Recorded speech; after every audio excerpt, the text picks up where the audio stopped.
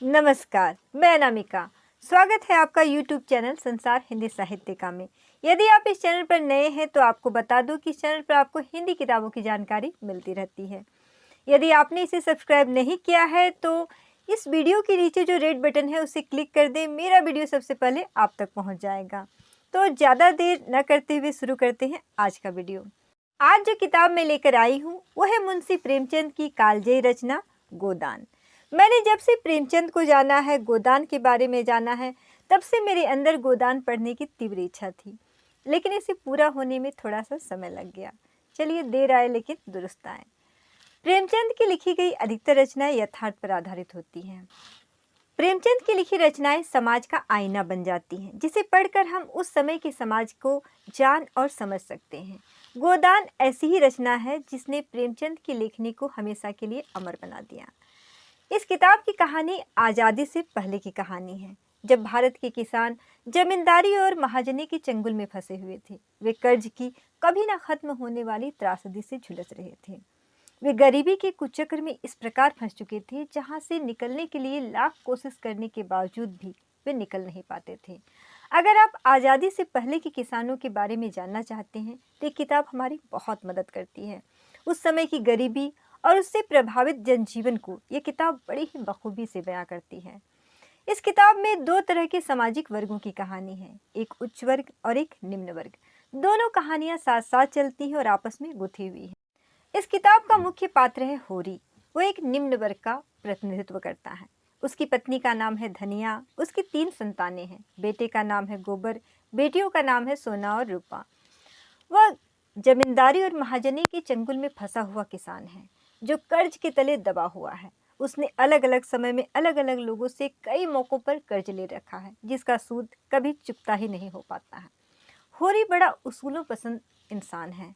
वो बड़े नियम और धर्म को मानता है। कहानी की शुरुआत होती है होरी द्वारा गाय लेने से। उस गांव का एक व्यक्ति है भोला। वह विधुर है और दूसरा विवाह करना चाहता है। होरी उसकी मदद करने का आश्वासन देता है और भोला उसके बदले में उसे अपनी गाय दे देता है। होरी जब गाय को लेकर के अपने घर में आता है तो उसके घर में रौनक छा जाती है। होरी का हमेशा से एक सपना था कि उसके घर में एक गाय हो जिसकी वो बहुत सेवा करे। उसकी बेटियों को तो मानो पूरा संसार ही मिल गया। कई लोग ऐसे भी थे जिसे होरी से ईर्ष्या होने लगी। गाय के आने के बाद होरी के जीवन में खुशियां तो आती हैं, लेकिन एक के बाद एक कई घटनाएं घटित होती चली जाती हैं। होरी का भाई था हीरा। उसे होरी से ईर्ष्या होने लगती है और वो एक दिन गाय को जहर दे देता है, जिससे गाय की मौत हो जाती है। वो अपने भाई और गांव वालों का सामना नहीं कर पाता है और वह भाग जाता है। इतना सब कुछ होने के बावजूद भी होरी उसके परिवार को संभालता है।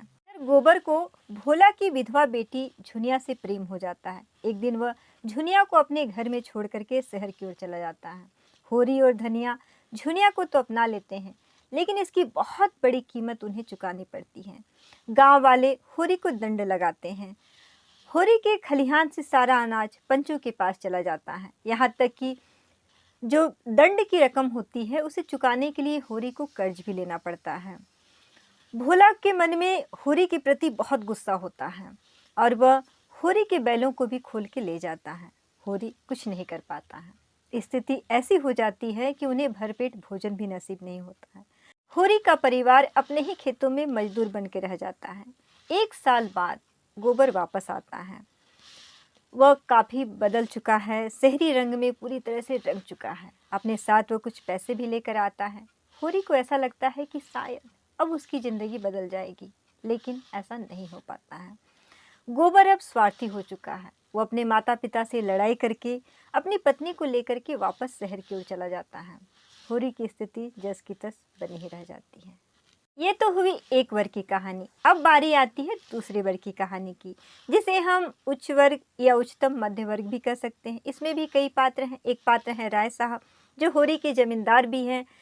वे कहने को तो अपने आप को बड़े ही सज्जन पुरुष के रूप में पेश करते हैं, लेकिन समय आने पर अपना स्वार्थ सिद्ध करने से भी पीछे नहीं हटते हैं। दूसरे पात्र हैं खन्ना साहब, जो शुगर मिल के मालिक हैं। उनके लिए तो पैसा ही भगवान है।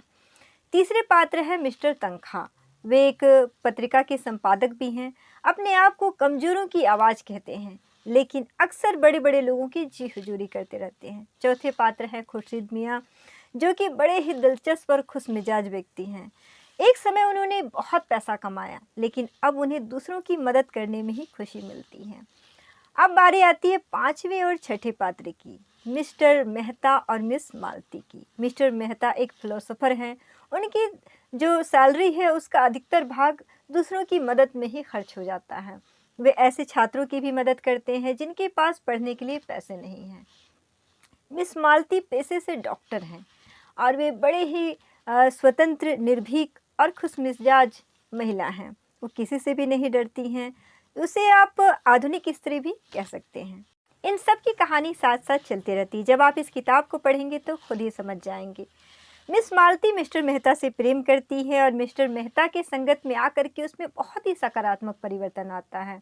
मिस मालती जहां अमीरों का इलाज बगैर फीस लिए नहीं करती है, वहीं गरीबों के लिए कई बार वो खुद अपने पैसे से दवाइयाँ लेकर के आती है। वो गांव-गांव घूम करके लोगों की समस्याएं समझती हैं, सुनती हैं और महिलाओं को स्वास्थ्य का महत्व भी बतलाती हैं। इस किताब की शुरुआत में मिस मालती का चरित्र कुछ और ही था, लेकिन कहानी का अंत होते होते वो एक समाज सेवी के रूप में इस कहानी में उभर कर आती हैं। इस कहानी का अंत होते होते गोबर के व्यवहार में बहुत ही सकारात्मक परिवर्तन आता है। वो मिस मालती के यहाँ माली के रूप में काम करने लगता है। लेकिन होरी होरी के जीवन में कोई विशेष परिवर्तन नहीं आता। वह किसी तरह अपनी बड़ी बेटी का विवाह तो करता है, लेकिन जब छोटी बेटी की विवाह की बारी आती है तो उसे गहरी आंतरिक वेदना से गुजरना पड़ता है।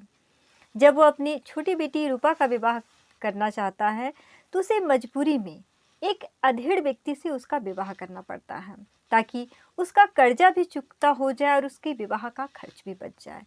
कहानी के जिस हिस्से ने मुझे छुआ ये वही था। एक मजबूर और गरीब बाप गरीबी से त्रस्त होकर के अपनी बेटी का विवाह एक ऐसे व्यक्ति से कर देता है जिसके लिए उसका दिल कभी भी गवारा नहीं करता। होरी इस कदर अंदर से टूट जाता है कि जब रूपा विदा होने लगती है तो वो बाहर तक नहीं आता है। इस किताब के कुछ ऐसे पात्र भी हैं जो इस कहानी में जान डाल देते हैं। चूहिया, मतादीन, सीलिया ऐसे ही पात्र हैं। वहीं दातादीन और नोखेराम जैसे नकारात्मक चरित्र भी हैं। इस किताब की कहानी बहुत ही अच्छी है, जो पढ़ने में रोचकता बनाए रखती है। यह कहानी ग्रामीण और शहरी परिवेश दोनों में ही लिखी गई है। इसमें बहुत सारे पात्र भी हैं, लेकिन कहानी इस प्रकार से लिखी गई है जो पढ़ने वाले में भटकाव नहीं पैदा करती है। जब आप इसे पढ़ना शुरू करेंगे तो शुरू से अंत तक आपको बांधे रखेगी। उस समय की गरीबी और उस समय की जीवन शैली को ये किताब बखूबी बयां करती है। अगर इसकी भाषा शैली की बात की जाए तो ग्रामीण परिवेश को ध्यान में रख करके इसकी भाषा लिखी गई है, जो इस किताब की सबसे बड़ी खूबी भी है और ये बहुत ही आसानी से समझ में भी आ जाती है। अब प्रश्न ये उठता है कि इस किताब को किसे पढ़नी चाहिए, किसे नहीं। तो मेरे विचार से यह किताब सबको पढ़नी चाहिए।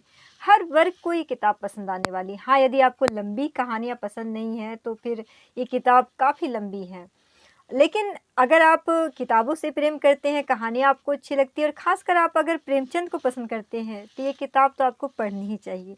हर किसी के पास ये किताब तो मेरे विचार से होनी ही चाहिए। तो आज के लिए इतना ही। अगर आज का वीडियो आपको अच्छा लगा है तो कमेंट बॉक्स में ज़रूर लिखिएगा। अगर आपने गोदान पढ़ी है तो आपको कैसी लगी ये भी मुझे बताइएगा। थोड़ी सी देर हो गई इस किताब की रिव्यू करने में, लेकिन अंततः मैंने इसकी रिव्यू की।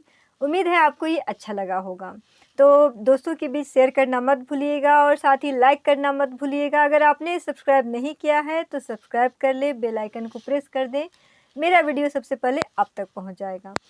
तो मिलते हैं अगले वीडियो में। तब तक किताबें पढ़ते रहिए, किताबों से जुड़े रहिए। बाय।